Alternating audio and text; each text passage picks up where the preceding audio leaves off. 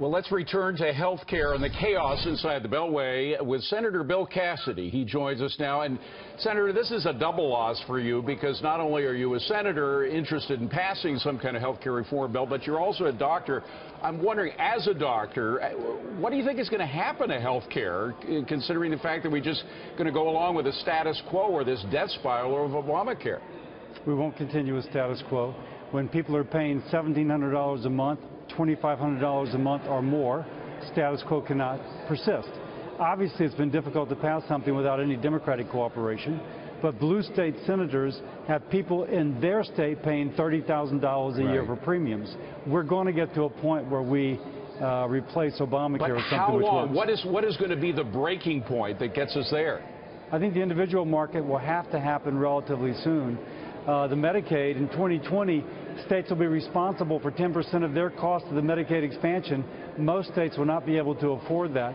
So maybe 2020 comes the Medicaid, but those things which are not sustainable will gradually be replaced. Okay, well, if you repeal it, and it's not at all certain that it would pass, just a repeal of Obamacare, but if you do, Senator McConnell reminded us you have 2 years during which we'll still have Obamacare, so there will be little piecemeal changes along the way. To me, those changes seem like putting Band-Aids on a gaping wound, no?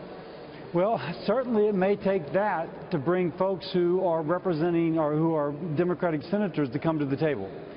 And unless they come to the table, it's going to be harder to do something more comprehensive. But let's be clear, Senator. You're inside the Beltway. You know this better than anybody. It's all about politics.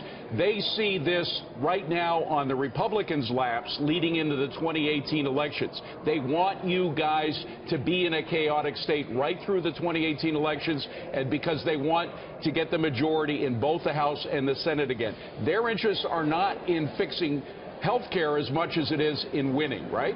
But I think they're too smart by half, because if Obamacare doesn't change for 2 years, all the bad things that happen over the next 2 years will be because of Obamacare. Even though you guys are in charge of the executive in both houses of Congress. But this is the Obamacare legislation with which we received no cooperation to repair, to fix, to replace. But that's why when I see these notes from or tweets out from the president saying maybe now Democrats will come on board, they're not going to come on board, are they? It depends. If people realize, hey, wait a second, we're still living under Obamacare, there's been no change, and now my premiums just climbed even more, that hopefully will bring Democrats to the table. But their strategy is, if the health care system falls apart in this nation, it's going to fall in your laps because you have the executive in both houses of Congress. That's their strategy, is it not, to lay it at your footsteps? And their presumption is that people won't realize that Republicans in the end didn't touch it at all. Didn't touch it at all. It's still entirely the contraption that was passed under the Affordable Care Act. It ain't going to be pretty. That's their gamble.